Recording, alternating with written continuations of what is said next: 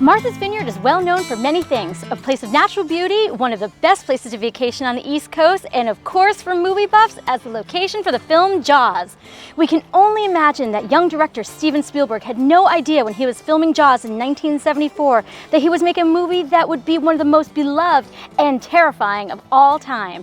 When it came out in 1975, it literally scared beachgoers across the country right out of the water.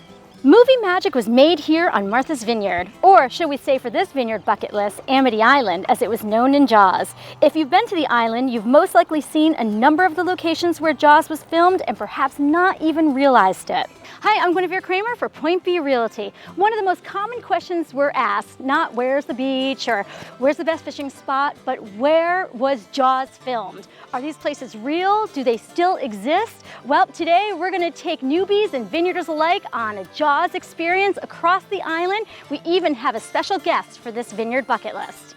Like the classic opening scene in the movie, we're starting our Jaws experience at South Beach. Remember the bonfire and a moment of nighttime summer fun? However, things quickly take a turn when the lovely Chrissy Watkins falls prey to the great white and the tone for the movie is set. South Beach changes each year with tides and storms, but it will always be one of the best beaches on the island and no issues with sharks. Let's head to the Chappie Ferry, which we learned was one of the camera boats for production and is the backdrop for the scene where the mayor ensures Chief Brody will keep the beaches open for the 4th of July holiday.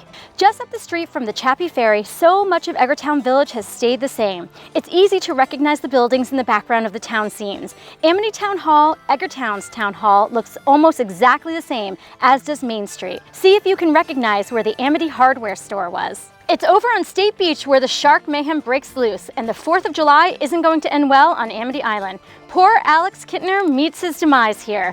Fun Jaws fact. Alex is played by Jeffrey Voorhees, who works at the Wharf Pub in Edgartown. Now, State Beach is very accessible for Jaws fans, and Big Bridge is often referred to as Jaws Bridge. Remember the man in the red rowboat?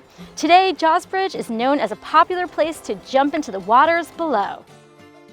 Chief Brody's East Chop waterfront house on Vineyard Haven Harbor has more recently been replaced by a new home, but 265 East Chop Drive still enjoys that stunning water view over the harbor and Vineyard Sound. All right, I'm here with Crispin Haskins. He is a Martha's Vineyard author and Jaws enthusiast, and we happen to be at his favorite Jaws location. And why is that? We first see this when Chief Brody drives past it at the beginning when he finds out about the first death.